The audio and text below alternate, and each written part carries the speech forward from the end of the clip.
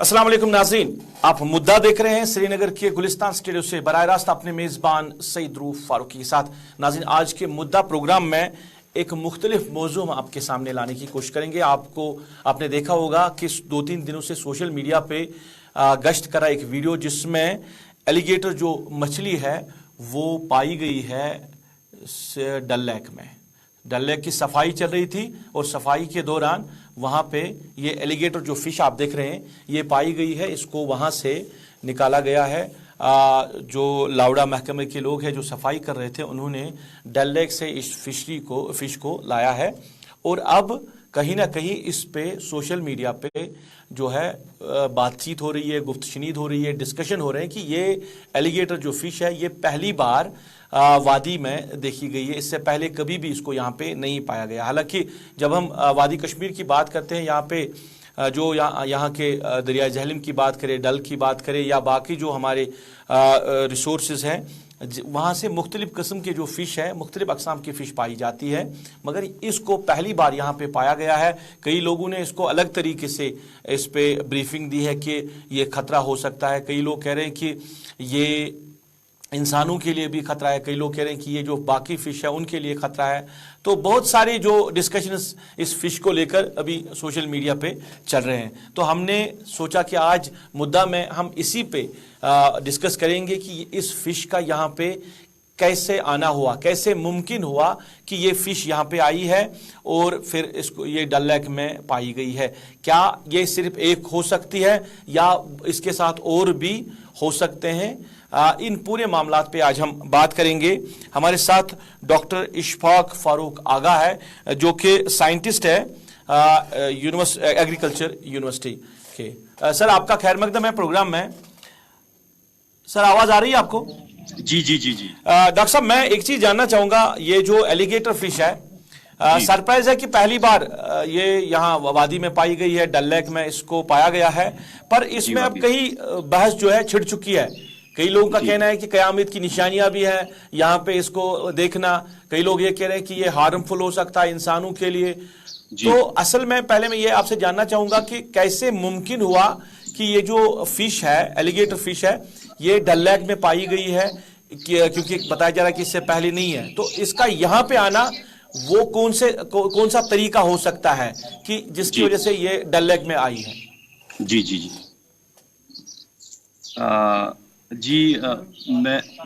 मेरी परसेप्शन के हिसाब से मैं ये बोल सकता हूँ कि ये फिश कैसे यहाँ पर इंट्रोड्यूस हो गई हमारे डल लेक में। अगर हम नेचुरल प्रोसेस के माध्यम से देखें तो हमारी फिश में माइग्रेशंस हो जाती है, जिसको हम कैटाड्रोमस और एनाड्रोमस माइग्रेशन कहते हैं। मगर यहाँ पर अगर हम बात करें कि अभी माइग्रेशंस पॉसिबल नहीं है, क्योंकि हाइड्रो इलेक्ट्रिक प्रोजेक्ट्स बहुत सारे हैं, रिजर्वेयर जो है उनकी वजह से ये माइग्रेशंस रुक गई हैं। पहले ज़माने में क्या है कि फ़िश माइग्रेट करती थी, चाहे जो ये हमारे रिवर ट्रिब्यूटरीज है तो वहाँ से माइग्रेट करती है, कश्मीर में आ सकती है। चाहे महाशीर थी पहले, जो ज़्यादातर अभी जम्मू में पाया जाती है। बट अगर आप उड़ी के नीचे वाले स्ट्रेच में जाए रिवर ट्रिब्यूटरीज में, तो वहाँ पर अभी भी आपको महाशीर मिलने के चांसेस है। क्योंकि हमारा जो ये कश्मीर ये टेम्परेट जोन है और यहाँ पर खाली ठंडी मछलियाँ ही पाई जाती है, और इसके में जो ये हमारी ये फिश आपने कल देखी एलिगेटर गार, जिसको हम साइंटिफिकली ए स्पैचुला भी कहते हैं, तो ये फिश 2 रीजंस की वजह से इंट्रोड्यूस हो गई इस लेक में। एक ये कि हमारे कश्मीर में लोगों में अब शौक बढ़ गया है एक्वेरियम फिश को पालने, एस्थेटिक फिश को पालने का। तो एक रीज़न ये है कि किसी ने इस फिश को अपनी एक्वेरियम में पाला होगा और पालने के बाद जब इसका साइज बढ़ने लगा तो उसने इंट्रोड्यूस ये इस लेक में किया।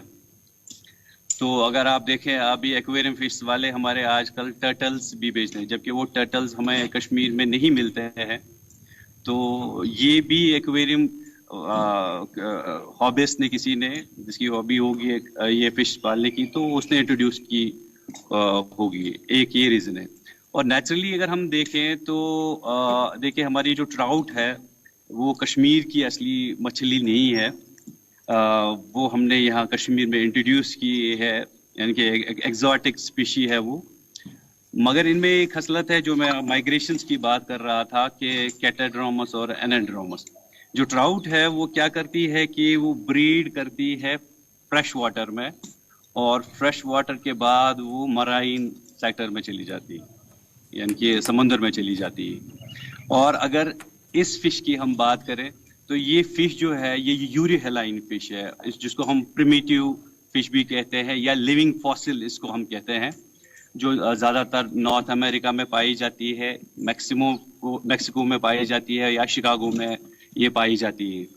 تو 100% میں یہ نہیں بول سکتا ہوں کہ مائگریشن کی وجہ سے، بٹ یہ بھی ایک ہو سکتا ہے پاسبلٹی کی بائی چانس یہ جو ہمارے مین میڈ ریزرویئرس یا ہائیڈل پروجیکٹس بنے ہیں جہاں پر جن کی کنیکٹیوٹی کریکس، بروکس یا ریورس کی ٹریبیوٹریز سے ہوتی ہے اور جہاں پر ہم پانی جمع کرتے ہیں، تو وہاں سے انٹروڈیوس ہوگی یہ مین میڈ ریزرویئر میں یا ہائیڈرو الیکٹرک پروجیکٹ میں.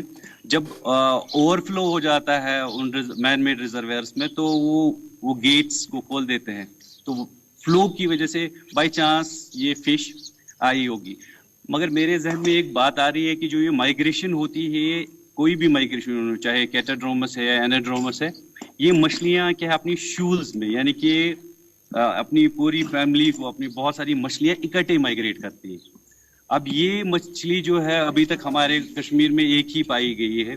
اس میں ہم ریسرچ کریں گے کہ دیکھیں گے کہ یہ خالی یہی ایک فش ہے یا اور بھی اس میں فش ہیں. تو ہم یہ بھی دیکھ سکتے ہیں کہ اپنے فشرمینس پاس جا کے یہی فش آئیڈینٹیفائی کروا کے. ڈاکٹر صاحب دوبارہ میں آپ کے پاس آؤں گا. ہمارے ساتھ lakes and waterways department کے جو ریسرچ اینڈ مانیٹرنگ سینٹر ہے وہاں کے مقصود صاحب بھی ہمارے ساتھ جڑے ہیں. مقصود صاحب آپ کا خیر مقدم ہے پروگرام میں. جیسے ڈاکٹر صاحب کہہ رہے تھے کہ مائگریشن بھی ہو سکتی ہے، پاسبلٹی ہے کہ اسے مائگریٹ کیا ہوگا یا اور بھی کوئی طریقہ کار ہو سکتا ہے کہ یہ یہاں پہ آئی ہے، ڈل میں آئی ہے. اگر یہ مائگریٹ ہو گئی ہوگی، ڈاکٹر صاحب کہہ رہے ہیں کہ پھر یہ ایک نہیں ہو سکتی، پھر یہ پوری فیملی کے ساتھ بھی آ سکتی ہے. تو کیا پھر وہ زیادہ مانیٹر کرنے کی ضرورت ہے؟ پھر جو ہمارے لیکس ہیں وہاں پہ زیادہ مانیٹر کرنے کی ضرورت ہے، کیونکہ یہ کہا جا سکتا ہے یہ ہارمفل بھی ہے مچھلیوں کے لیے. تو ابھی آپ کے پاس جب آپ نے اس کو پایا ہے تو ابھی کیا سٹیٹس ہے؟ وہ مچھلی آپ کے پاس ہے، اب نیکسٹ جو کورس آف ایکشن ہے وہ کیا ہوگا، اور کیا باقی ہو سکتی ہے ڈل لیک میں؟ اس کے لیے کوئی جو ہے سرچ چل رہی ہے وہاں پہ؟ جی شکریہ. کل 9 بجے کے قریب ہمارا روٹین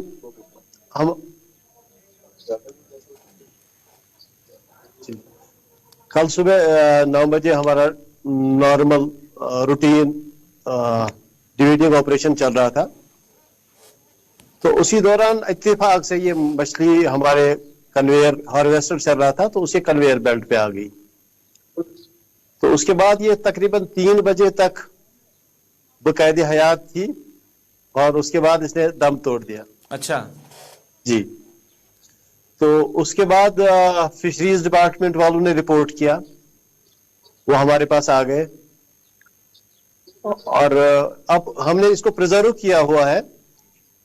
ہم نے فشریز ڈپارٹمنٹ کو بھی لکھا اور ہم نے اس کا مسئلہ سکاسٹ میں جو فشریز ڈپارٹمنٹ ہے ان کے ساتھ بھی اٹھایا ہوا ہے.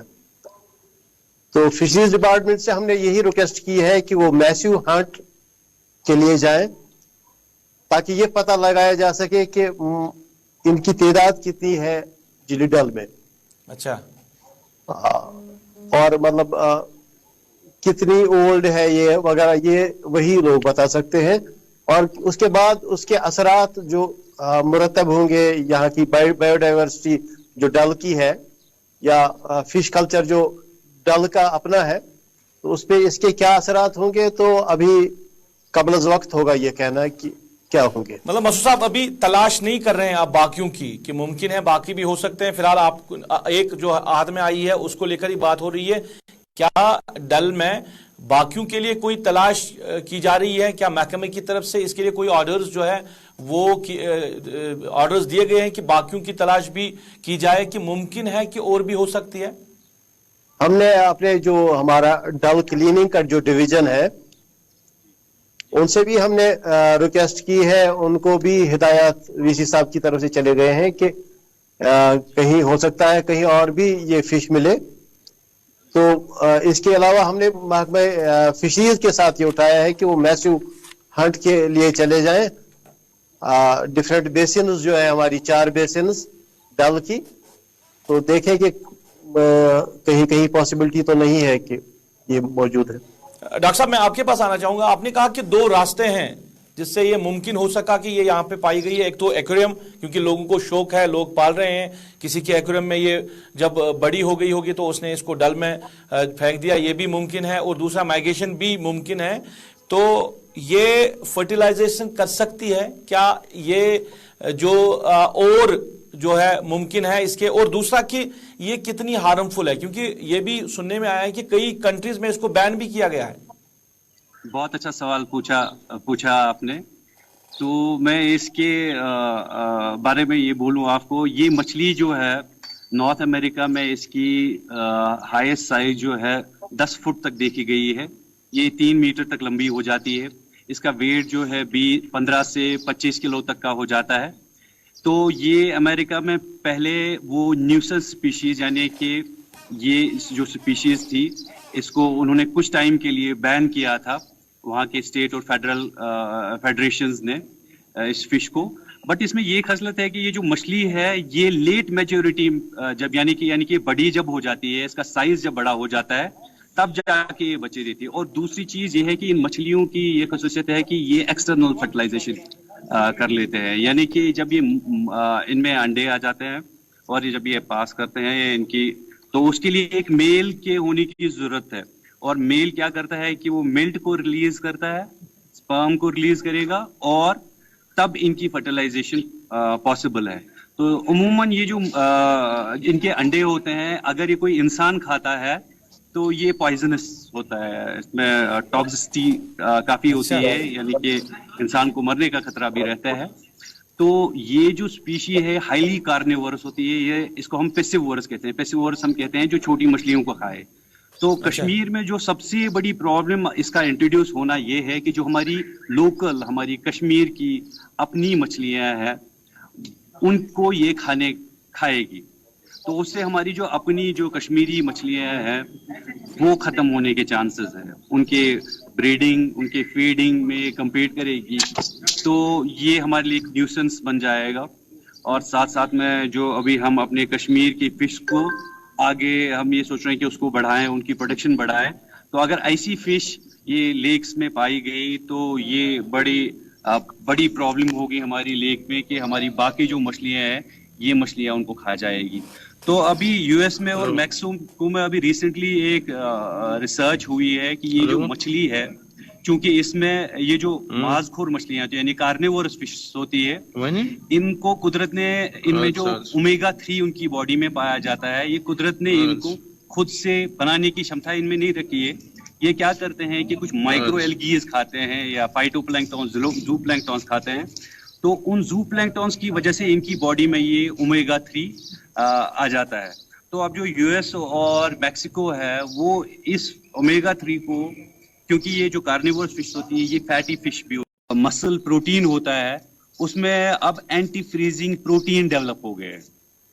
تو وہ پروٹینز کی وجہ سے یہ اب اپنے آپ کو وہاں پر ایکلمٹائز کر رہی ہے اور وہاں پر یہ رہ پا رہا ہے. آلدو یہ امریکہ اور میکسیکو میں بھی دیکھی گئی ہے, وہاں پر بھی ٹیمپریچر کم ہوتا ہے. بٹ یہاں پر ہمارا جو ڈل ہے وہ مائنس ٹیمپریچر میں اگر سے سروائیو کیا ہے, یعنی کہ اس میں جو اینٹی فریزنگ پروٹینز ہے وہ بھی اس میں ڈیولپ ہو گئے. اور امریکہ میں ریسنٹ ریسرچ اس کی ہوگی کہ اس کے جینومکس پہ انہوں نے کافی ریسرچ کی ہے, وہ کر رہے ہیں ابھی کہ ان کی سیکوینسی کر رہے ہیں کہ یہ کیونکہ یہ پریمیٹیو فش ہے, یہ فاسل فش ہے, 100 صدی پہلے یہ مچھلیاں پائی جاتی تھی. تو یہ ہے کہ یہ مچھلی جو ہے اپنے آپ کو یہاں ایکلمٹائز کر رہی ہے, اور یہ ہمارے لیے ایک بڑی پرابلم ہوگی کہ اگر یہ مچھلی ہمارے اس بایو ڈائیورسٹی جو لیک بایو ڈائیورسٹی میں یہ وہاں پر زندہ رہی ہے. اور اس کی یہ بھی خاصیت ہے کہ یہ زمین پہ بھی سانس لے سکتی ہے اور یہ پانی میں بھی سانس لیتی ہے. جیسے آپ مگر مچھلیوں یا ایلیگیٹرز میں دیکھتے ہیں تو یہ انہی کی فیملی سے اس کا کنیکشن ہے, اس لیے یہ ان میں ایئر بلاڈر ہوتا ہے, ان کا ڈائجسٹیو سسٹم. اچھا, ساتھ ساتھ میں آپ کو یہ بتاؤں کہ یہ جو فش ہے, پریمیٹیو فش میں جو یہ ایلیگیٹر فش ہے, یہ شارکس میں جو انٹسٹائنز ہوتی ہے وہ اسپائرل ویل اس کو ہم کہتے ہیں, اس ٹائپ کا انٹسٹائنز ہوتے ہیں. ان کے انٹسٹائنز چھوٹے ہوتے ہیں بٹ یہ مچھلیوں کو آرام سے جلدی سے پچا سکتے ہیں. تو اس کے جو یہ انٹسٹائنز ہیں وہ شارک کے انٹسٹائن سے میچ کرتے ہیں, کیونکہ ہائیلی کارنیورس جو میں پہلے ہی آپ کو بتایا ہے, اور مچھلیاں کھاتی ہے, تو شارک بھی وہی مچھلیاں کھاتی ہے. تو اس لیے یہ ہمارے لیے بہت بڑی پرابلم ہوگی. اب یہی چیز ہے کہ ہم اس فش کو لا کے اس کی سیکوینسنگ کریں اور اس کا اوریجن دیکھیں کہ یہ اس میں کون کون سے پروٹینز ڈیولپ ہوئے ہیں, اس میں کون سے جینز ڈیولپ ہوئے ہیں, یا ہم یہاں کے لوکل فشر مینس کو بھی یہ آئیڈینٹیفائی, میں بھی کسی اور فشر مین نے اگر کبھی کیچ کیا ہو, تو ابھی تو یہ آپ نے اس کو کیپچر کر لیا, تو میں بھی کسی اور فشر مین کو, تو اس پہ ہم ریسرچ کریں گے کہ یہ مچھلی کیا خالی یہ ایک مچھلی تھی یا اس میں اور بھی کسی کو یہ ایویڈنس اس مچھلی کا ملا ہے. وہ کیسے ممکن ہے ڈاکٹر صاحب, کیونکہ مسعود صاحب کہہ رہے ہیں کہ ابھی وہ مر چکی ہے, ان کے پاس تو ہے وہ ابھی, پر وہ مر چکی ہیں, کل ہی 3 بجے وہ مر چکی ہیں. تو ریسرچ کی جو بات کر رہے ہیں آپ, کیا وہ ریسرچ ممکن ہے کہ یہ مری ہوئی ہے, باقی جو ریسرچ ہے وہ کر سکتے ہیں, اور یہ کیسے ممکن ہوگا اب کیسے, کیونکہ آپ کہہ رہے ہیں کہ یہ خطرناک ہو سکتی ہے, یہ ہارمفل ہے, تو کیسے اب اس کی تلاش کی جائے گی, اور رول کتنا امپورٹنٹ ہے سب کا, جو بھی ڈپارٹمنٹ اس کے ساتھ منسلک ہے, کہ ان کو کس طرح اس کی تلاش کرنی ہوگی, اور کیا صرف ڈل لیک میں ہی یا باقی جو ہماری لیکس ہیں وہاں پہ بھی اس کی تلاش کرنی ضروری ہے؟ جی جی جی, اس میں یہ بتاؤں کہ ہم اس کے فزیولوجیکل کریکٹر جو باہر سے مچھلی دکھتی ہے, جیسے اس کی جو سنوٹ ہے, یعنی کہ اس کا جو ماؤتھ ہے وہ لمبا ہے اور اس کے شارپ ٹیتھس ہیں, تو یا اس کے جو بلجڈ آئیز ہے ایز کمپیئر ٹو باقی فش سے, تو ان کریکٹر سے ہم جا کے اس کی فزیولوجیکل کریکٹر جا کے دیکھ کے ہم بہت سارے واٹر باڈیز میں جا کے دیکھ سکتے ہیں کہ کہیں کسی فشر مین نے اس کو کیچ تو نہیں کیا ہے, ان کو ہم یہ فوٹوز دکھا سکتے ہیں. ساتھ ساتھ میں جو انیٹمیکل فیچر, جیسے میں آپ کو ابھی بتا رہا تھا کہ ان کی انتڑیاں جو ہوتی ہیں وہ شارک سے ملتی جلتی ہے, ان کو ہم اسپیرل ویل کہتے ہیں, یا جو ان کے جو سکیلز ہوتے ہیں, گیمبوائڈ سکیلز ہم ان کو کہتے ہیں. تو ایسے بہت سارے طریقے, یا ان کی لینتھ کتنی ہے, کتنا, یا اگر ہم نے کوئی اور مچھلی پائی تو اس کی سائز میں اور اس میں کتنا فرق ہے, تو ان چیزوں سے ہم جا کے یہ دیکھ سکتے ہیں. یا ان کی جین سیکوینسنگ, جو میں آپ کو جین سیکوینسنگ سے دیکھ سکتے ہیں کہ یہ مچھلی, کچھ لوگوں کا یا شاید یہ بھی دماغ میں آتا ہوگا کہ میوٹیشن تو نہیں ہوئی ہے, مگر نہیں, ایسا کچھ نہیں ہے. میوٹیشن جو پولیوشن ابھی ایسا کچھ نہیں ہے کہ میوٹیشن ہوا ہے, یا آپ دیکھ رہے ہوں گے آگے سے کروکوڈائل جیسی دکھتی ہے, پیچھے سے مچھلی دکھتی ہے. یہ مچھلی میں پہلے ہی آپ کو بول دی ہے کہ اس کو ہم لیونگ فاسل کہتے ہیں. یہ پریمیٹیو فش, یہ 100 سال سے یہ مچھلی ہے, بٹ ہمارے کشمیر میں نہیں تھی. تو اب اس میں یہ ہے کہ ہمیں کافی ریسرچ پیپرز سے بھی دیکھنا ہے کہ امریکہ والوں نے کیسے اس کو ابھی وہ کلچر بھی کر رہے ہیں, تو اس کے فزیولوجیکل کریکٹرز میں انہوں نے کیا بتایا, ان کی میچورٹی کیا ہے, یا ان کے فیڈنگ ہیبٹس کیا ہے, یہ سب چیزوں کو دیکھ کے ہم اس پہ ریسرچ کر کے کسی نتیجے پہ پہنچ سکتے ہیں. اب رہی بات یہ کہ یہ آئی کیسی ہے, وہ ہمیں ایک مچھلی کی ایویڈنس سے پتہ نہیں ڈاکٹر صاحب اس پہ دوبارہ میں آپ کے پاس آؤں گا. مسعود صاحب, ڈاکٹر صاحب کہہ رہے ہیں کہ اب جو مانیٹرنگ ہے بڑا ضروری ہے, کیونکہ لیکس جو ہے آپ کے انڈر آتے ہیں, جیلی ڈل جو ہے اس کی جو نگرانی ہے آپ کرتے ہیں, تو مانیٹرنگ اب بڑا امپورٹنٹ بن چکا ہے, کیونکہ ڈاکٹر صاحب کہہ رہے ہیں کہ یہ ہارمفل بھی ہے, یہ خطرہ بھی ہو سکتی ہے, کہیں اگر اس کے انڈے انسانوں نے کھائے تو ان کے لیے جو ہے ڈیتھ بھی ہو سکتی ہے. تو اب امپورٹنٹ, تو آپ کا کتنا رول اب بنتا ہے مانیٹرنگ کے لیے, خاص کر جہاں پہ پائی گئی ہے فی الحال, جب ہم ڈل کی بات کرتے ہیں, تو مانیٹرنگ آپ کے لیے کتنا امپورٹنٹ اب بن چکا ہے؟ دیکھیے, ہم اس پہ نظر رکھے ہوئے ہیں, اور ہم مطلب اپنی ویجل جو ہے اور بھی بڑھائیں گے. وہ ہم چھان ماریں گے جو سب ہماری یہ بیسنز ہیں, ان میں دیکھیں گے کہ کہیں پہ اور بھی تو نہیں ہے. اور اس کے اثرات جیسا کہ ڈاکٹر صاحب نے بتایا ہے کہ مضر ہو ہی سکتے ہیں, اس کے ہی زیادہ چانسز ہیں, پروبیبلٹی تو وہی ہے کہ اس کے مضر اثرات بہت زیادہ ہوں گے. نہ صرف وہاں کا جو فش کلچر ہے, ڈل میں جو پائی جانے والی سبزی ہے انکلوڈنگ ندرو, ہم وتھ اتھارٹی تو نہیں کہہ سکتے ہیں لیکن خدشات ہیں. تو کیا کچھ اب ڈپارٹمنٹ کر رہا ہے مانیٹرنگ کو لے کر؟ مانیٹرنگ ہمارا ایک نارمل فیچر رہتا ہے. اب ہم اپنی ویژل تھوڑا زیادہ بڑھائیں گے, تو اس مچھلی کو دیکھیں یہ کہیں اور پہ موجود تو نہیں ہے اور کتنی تعداد میں ہے. ڈاکٹر صاحب پروگرام کے آخر میں دوبارہ سے آپ کے پاس آنا چاہوں گا. ایک تو یہ کہا جا رہا ہے کہ یہ فریش واٹر میں پائی جا رہی ہے, زیادہ تر فریش واٹر ہو وہاں پہ ہی زیادہ پائی جاتی ہے, اور دوسرا کہ تعداد بڑھنے کا جو آپ خدشہ ظاہر کر رہے ہیں کہ ممکن ہے تعداد بڑھ بھی سکتی ہے, تو اس کو روکنے کے لیے کیا کچھ اقدامات اٹھانے کی ضرورت ہے؟ اور دوسرا کہ اب کہیں نہ کہیں لوگوں میں کنفیوژن ہے, کیا جن ملکوں میں پائی جا رہی ہیں وہ وہاں پہ اس کو کھانے کے لیے استعمال بھی کیا جاتا ہے؟ جی آپ نے بہت اچھا سوال پوچھا. جہاں تک آپ یہ بول رہے ہیں کہ ہمارے خدشات کیا تھے, دیکھیں ابھی تک ہم نے خالی ایک ہی مچھلی یہ دیکھی ہے کہ میں پہلے ہی آپ کو بتا دیا کہ مے بی کسی ایکویرسٹ نے ہابی کے طور پہ اس کو لیا ہوگا اور اس میں انٹروڈیوس کیا ہے. تو ابھی تک ہمیں ایک مچھلی ملی. جب تک ہمیں اور مچھلیاں اس کی نہیں ملیں گی تو تب تک ہم یہ نہیں کہہ سکتے ہیں کہ یہ مچھلی جو ہے ہمارے ڈل لیک میں آئی ہے. پہلی بات یہ.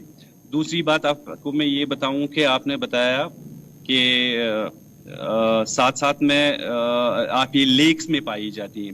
میں نے آپ کو پہلے یہ بتایا یہ فش جو ہے یہ یوریہلائن ہم کہتے ہیں, جس میں وائڈ رینج آف سیلنٹی, یعنی کہ جس میں نمک کا نمکین پانی میں یہ بھی پائی جاتی ہے, یعنی کہ سمندر میں بھی یہ پائی جاتی ہے. مگر یہ مائگریٹ, اس لیے میں یہ آپ کو مائگریشن کی بات کیا کیونکہ یہ یوریہلائن ہے اور ہمارے فریش لیک میں آئی ہے. تو امریکہ میں بھی ایسا ہے, نارتھ امریکہ میں, کہ یہ مائگریٹ کرتی ہے فرام سی واٹر یعنی کہ میرائن واٹر ٹو فریش واٹر. مگر یہاں پر جو یہ دیکھا جاتا ہے کہ یہ ہمارے یہاں تو میرائن ہے نہیں, سمندر ہے نہیں نزدیک یہاں پر, تو یہ کہاں سے آئی؟ تو یہ 99% ہم یہ کہہ سکتے ہیں کسی ہابیسٹ نے جو مچھلیوں کو یہاں پالتے ہیں اس نے اس کو پالا ہوگا اور اس کو پھر ریلیز کیا ہوگا ڈل میں. بٹ اس میں یہ بھی نہیں کہ ہمیں اس پہ نظر نہیں رکھنی ہے, ہمیں اس پہ نظر رکھنی ہے کیونکہ آلریڈی اگر میں آپ کو بتاؤں ہم نے کچھ فشیاں انٹروڈیوس کی تھی, جیسے ڈل میں جو ابھی ویڈز بڑھ رہے ہیں تو ہم نے اس میں انٹروڈیوس ڈاکٹر صاحب پروگرام کا وقت ہونے پر ایک چیز ہے, آپ نے کہا کہ یہ ایکویریم سے بھی کسی کے پاس ہوگی تو جہاں کہیں بھی لوگ استعمال ایکویریم کر رہے ہیں, گھروں میں رکھ رہے ہیں یا دکانوں پہ جو دیا جا رہا ہے لوگوں کو, تو کیا وہاں پہ بھی چیک اینڈ بیلنس کی ضرورت نہیں ہے؟ جی کہ میں ایسے سب ہابیسٹ کو ایک ہی ریکویسٹ کرتا ہوں کہ چاہے آپ مچھلی پالیں یا چاہے آپ ہابی سے رکھیں, تو جیسے آپ پیٹ شاپس پہ جاتے ہیں آپ وہاں پر سجیشنز لے لیتے ہیں, ہم یہاں پر ڈاکٹرز بیٹھے ہیں, ہم یہاں پر ریسرچرز بیٹھے ہیں, تو جب بھی ایسا کچھ ہو وہ پہلے سب سے آ کے ہم سے مشورہ لے لیں, یا ہمارے نمبرز بھی ہے اویلیبل ویب سائٹس پہ, وہ ہمارے سے فون پہ بات کر سکتے ہیں کہ ہمارے پاس یہ مچھلی ہے.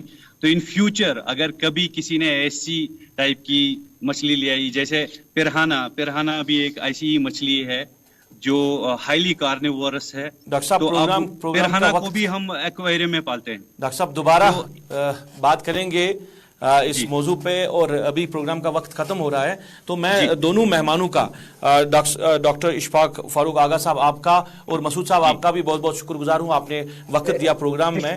اور جی مسعود صاحب جی ایک گزارش جی کرنا چاہیں. جی بتائیے. ڈل ہمارا اثاثہ ہے, ڈل ہمارے کلچر کا ایک حصہ ہے. بالکل. اس کے کنزرویشن کے حوالے سے جو بھی کام ہو رہے ہیں اس میں ہمارا تعاون کیا جائے, اور اس طرح کی حرکات سے لوگوں کو اجتناب کرنا چاہیے.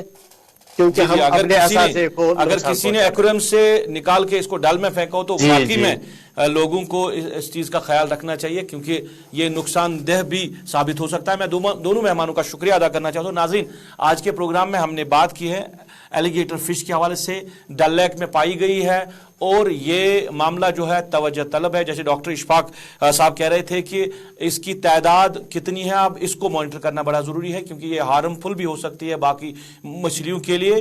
अब जो डिपार्टमेंट इसके साथ मुंसलिक है वो इस पे रिसर्च कर रहे हैं, इस पे काम कर रहे हैं, और तादाद को जांचने के लिए अब कहीं ना कहीं मिशन जो है वो शुरू किया गया है। चलिए नाज़रीन, आज के प्रोग्राम में बस इतना ही। आप गुलिस्तान न्यूज़ के साथ जुड़े रहे। गुलिस्तान न्यूज़ पे खबरों का सिलसिला जारी रहेगा। अभी तक के लिए अपने मेज़बान को दीजिए इजाज़त। अल्लाह निगहबान।